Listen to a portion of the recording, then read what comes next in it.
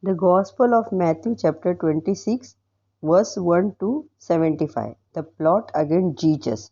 When Jesus had finished teaching all these things, he said to his disciples, "In 2 days, as you know, it will be the Passover festival, and the Son of Man will be handed over to be crucified." Then the chief priest and the elder met together in the palace of Caiaphas, the chief priest, and made plan to arrest Jesus secretly and put him to death. "We must not do it during the festival," they said, "or the people will riot." Jesus is anointed at Bethany. Jesus was in Bethany at the house of Simon, a man who had suffered from a dreaded skin disease. When Jesus was eating, a woman came to him with an alabaster jar filled with an expensive perfume, which she poured on his head. The disciple saw this and became angry. "Why all this waste?" they asked. "This perfume could have been sold for a large amount and the money given to the poor." Jesus knew what they were saying, so he said to them, "Why are you bothering this woman? It is a fine and beautiful thing that she has done for me. You will always have poor people with you, but you will not always have me." What she did was to pour this perfume on my body to get me ready for burial. Now I assure you that whenever this gospel is preached all over the world, what she has done will be told in memory of her. Judah agreed to betray Jesus. Then one of the 12 disciples, the one named Judas Iscariot, went to the chief priest and asked, "What will you give me if I betray Jesus to you?" They counted out 30 silver coins and gave them to him. From then on, Judas was looking for a good chance to hand Jesus over to them. Jesus eats the Passover meal with his disciples. On the first day of the festival of unleavened bread, the disciple came to Jesus and asked him, "Where do you want us to get the Passover meal ready for you?" "Go to certain man in the city," he said to them, "and tell him, 'The teacher says, my hour has come. My disciple and I will celebrate the Passover at your house.'" The disciples did as Jesus had told them and prepared the Passover meal. When it was evening, Jesus and the 12 disciples sat down to eat. During the meal, Jesus said, "I tell you, one of you will betray me." The disciples were very upset and began to ask him, one after the another, "Surely, Lord, you don't mean me?" Jesus answered, "One who dips his bread in the dish with me will betray me. The Son of Man will die as the scriptures say he will. But how terrible for that man who betrays the Son of Man. It would have been better for that man if he had never been born." Judas the traitor spoke up. "Surely, teacher, you don't mean me?" he asked. Jesus answered, "You say, so you say."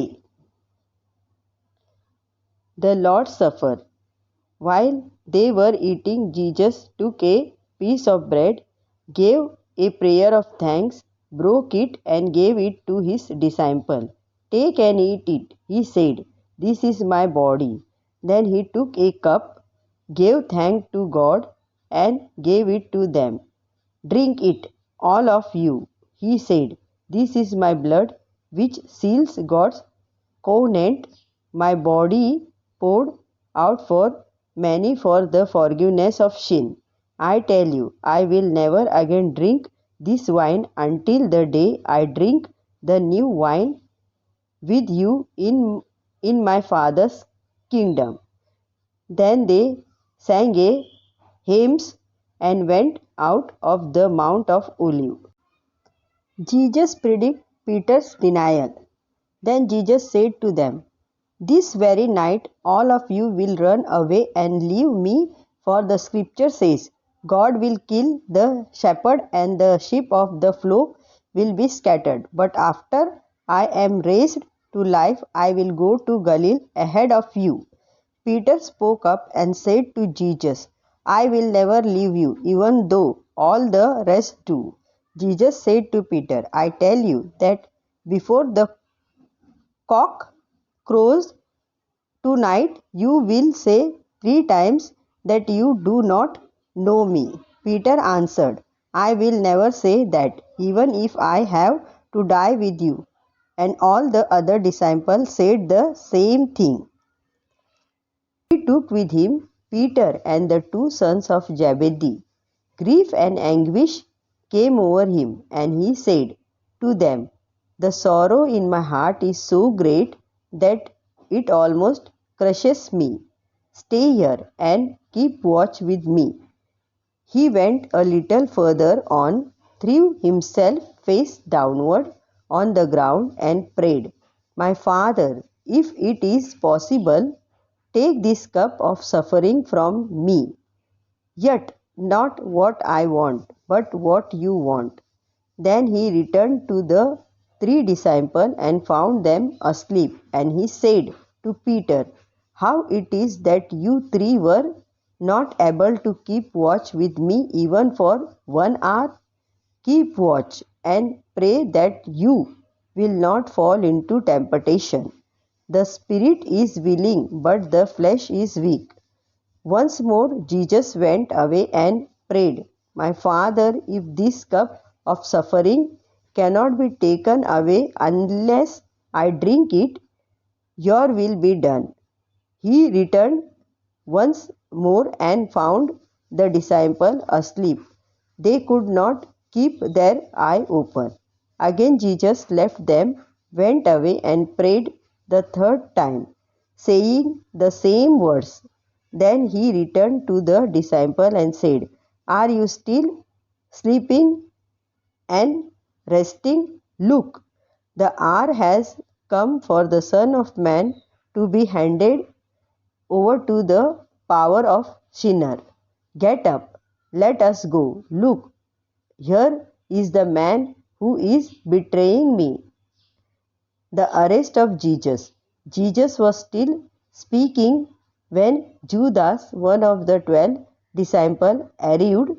With him was a large crowd, armed with swords and clubs, and sent by the chief priest and the elder.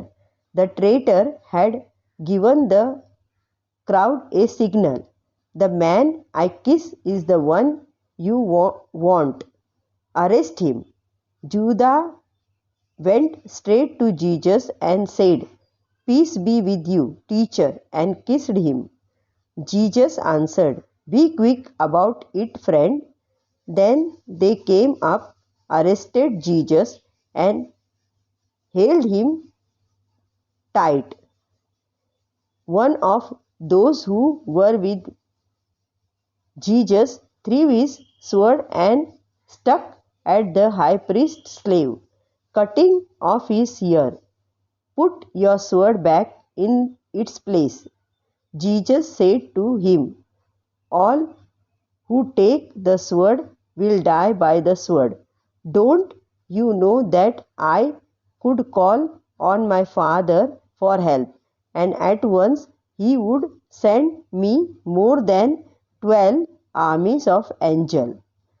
But in that case, how could the scripture come true, which say that this is what must happen?"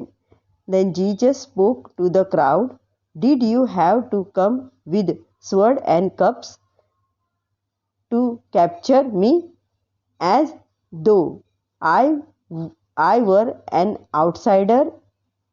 Every day I sat down and taught in the temple, and you did not arrest me. But all this has happened in order to make what the prophet wrote in the scripture come true. Then all the disciples left him and ran away. Jesus before the council. Those who had arrested Jesus took him to the house of Caiaphas, the high priest, where the teachers of the law and the elder had gathered together. Peter followed from a distance as far as the courtyard of the high priest's house. He went into the courtyard and sat down with the guards to see how it would all come out. The chief priest and the whole council tried to find some false evidence against Jesus to put him to death, but they could not find anywhere. Though many people came forward and told lies about him. Finally, two men stepped up and said, "This man said, I am able to tear down God's temple and 3 days later build it up again."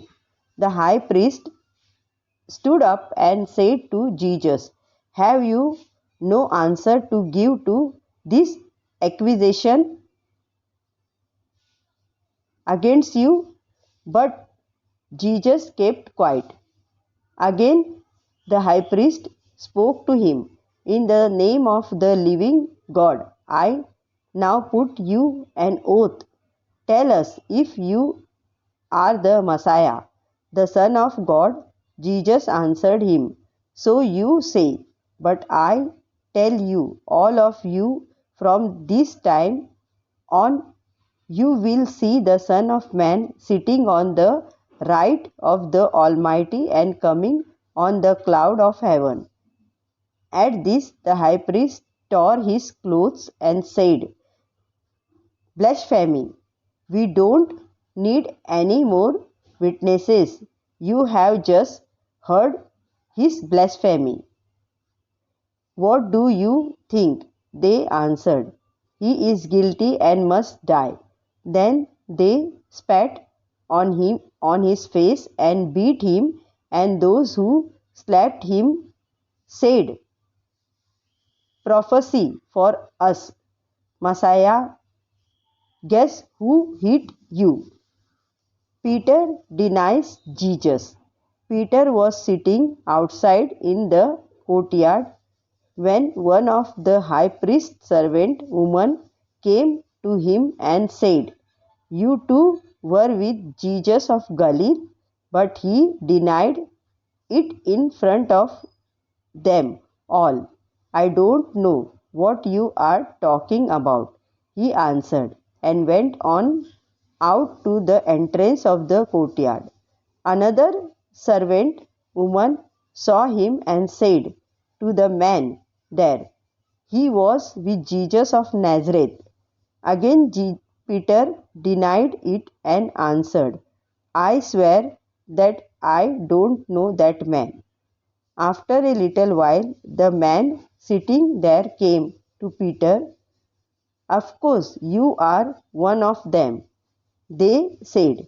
"After all, the way you speak gives you away." Then Peter said, "I swear that I am telling the truth. May God punish me if I am not. I do not know that man." Just then a cock crowed, and Peter remembered what Jesus had told him. "Before the cock crow, you will say 3 times that you do not know me." He went out and wept bitterly. Amen.